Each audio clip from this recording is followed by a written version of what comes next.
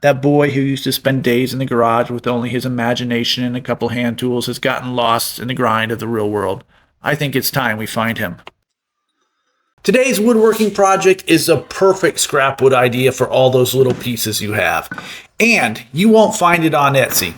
Well, there might be a reason for that. It's a chaotic mess, and I love it. I just hope I love it when all is said and done. First off, I want to apologize for not thinking of this technique earlier. It just makes so much sense to me now. You know how I love the Craftsman style? The strips, varying heights, widths, and thicknesses? Well, this takes it to a whole new level. I'm going to call it the Quilted Craftsman. And if that sounds the least bit interesting, give me a quick thumbs up and subscribe if you haven't already. You don't want to miss a thing. And yes, that was an Aerosmith quote. Speaking of anything, you can do this with anything. Scraps of all kinds, from the smallest to the largest. I'll be using 2x4 scraps because I have them. A lot of them. First, we check for nails. You have to be careful though. A lot of times when scanning, I find the finished nails won't register. A table saw or miter saw, yeah, they'll cut right through with a carbide blade.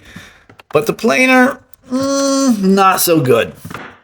So when recycling wood, always do a manual check as well.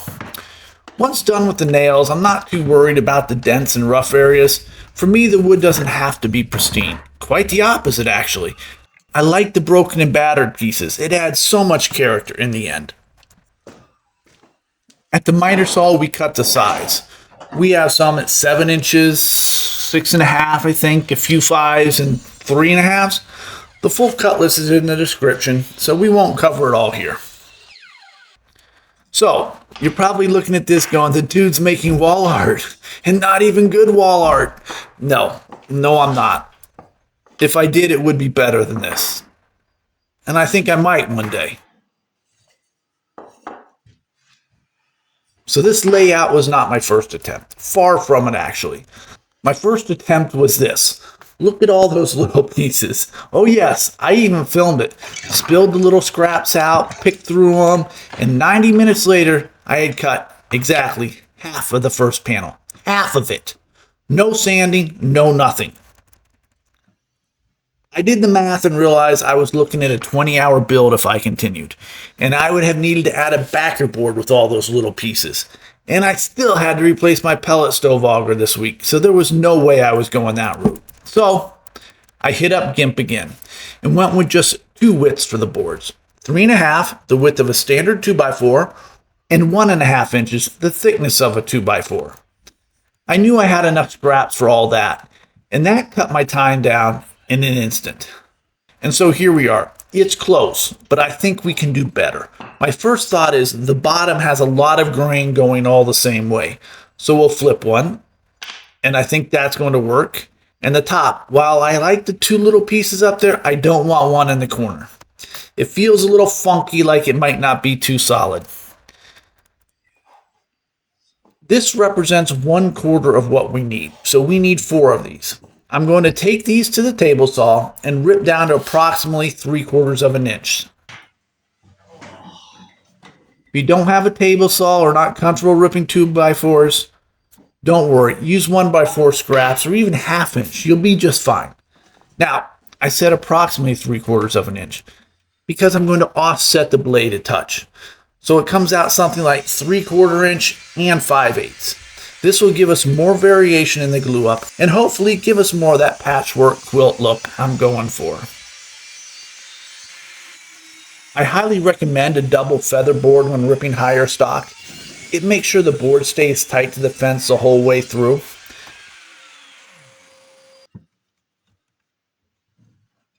Let's lay it all out now. And I'm loving this. Okay, so I need to cut me some little pieces. Now, I'm purposely showing the Endgrain here. We're only using pine and I want the variation. I think it'll pop when the Endgrain soaks up the stain. I just jumped to the miter saw, cut and then recut. Some of them had a little bow, and in such a small piece it was going to be problematic, so I recut.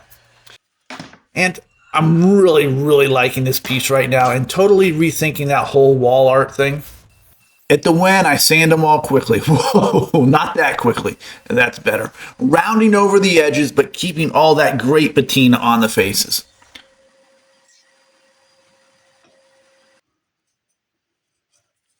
But now comes the part I'm a little concerned about.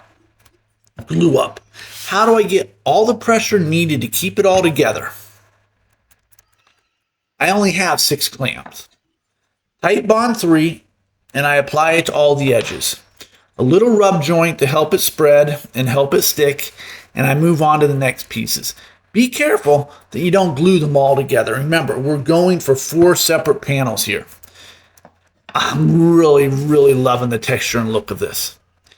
I'm only going to get 3 panels in this layout. So we'll tighten them down, use some boards to help with the fact I only have 6 clamps big enough, and hope it holds. I'll do the 4th somewhere else. And here we are, 4 gorgeous quilted panels.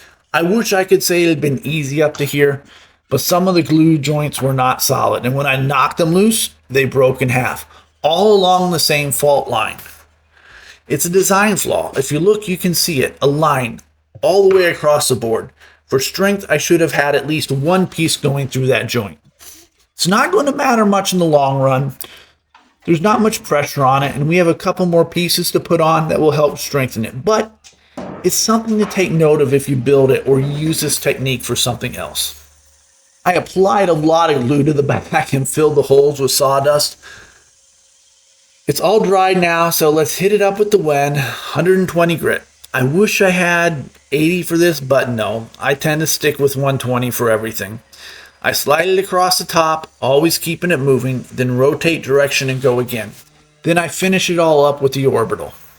I'm not going for perfection here. I'm thinking the backs will be dyed black and cover a lot of the dried glue. You know the drill by now, black acrylic paint. Add some water. I mix until I get the consistency I like. Dark and thick, but not straight paint. And I apply it. I wipe off any excess. I still want to see the grain, but not the glue lines. And I think this looks just about perfect. All right, I have to combine these 4 sides somehow. My first thought was just miter them, but the different thicknesses will not work. I think it'll look funky in the corners. So I think I'll have to add corner pieces. The only question is how much. Now, I really wanted to go tapered here, but I just felt with all the straight lines of the blocks that a tapered look would add an angle that didn't work. So I first went too big here at 1.5 inches. Then went down to 1 inch. It was close, but not quite. Then I jumped up to 1.25 inches. Still a little too big, so I dropped it back down to 1.125 inches. I'll save you all, though, me walking back and forth to the saw bit. Track down another 2x4 scrap. I have a lot of 40-inch pieces laying around, and I cut it down to size, then rip to width, 1.125 inches. Perfectly square, all 4 sides. Then we hit it up with the wen bench top again. Since we ripped them all down to size, we'll need to sand more thoroughly here to remove all the saw marks. Then 3 out of 4 corners will get nice roundovers. Then we're off to the bench and staining again. All right, everything dried, we get to the glue up. The first panel, easy. I mean, tight bond 3 easy, add some finish nails. And check this out. Big bird comes out and booyah, we're square. The other panels need a little work though. I square them up at the miter saw, making the edges flush. And then I repeat the process from the first panel.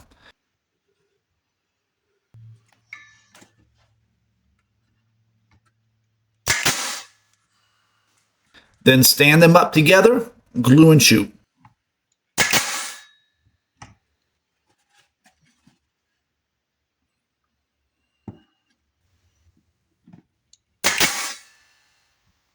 It's not 100% square yet, so I use these smaller speed squares like right angle clamps to draw it all in.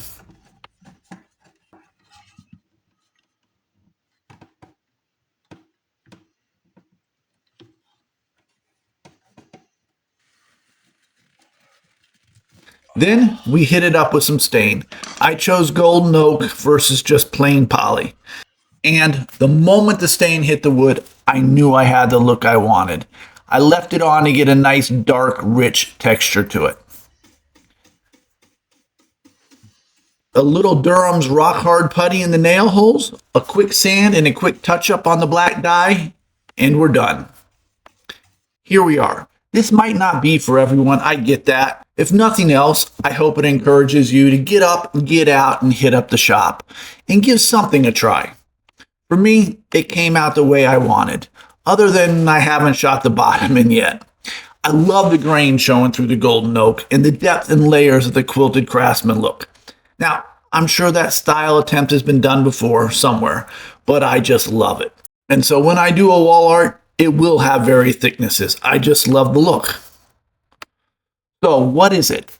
It's a wastebasket. It could easily be a planter though, whatever you want. So, did you get any inspiration from this? Going to give something like this a try? As always, thank you for watching. It's greatly appreciated. I know there are a lot of channels out there, and I'm thrilled you chose to spend 15 minutes today and build with me. Please like, comment, and subscribe. Until the next time.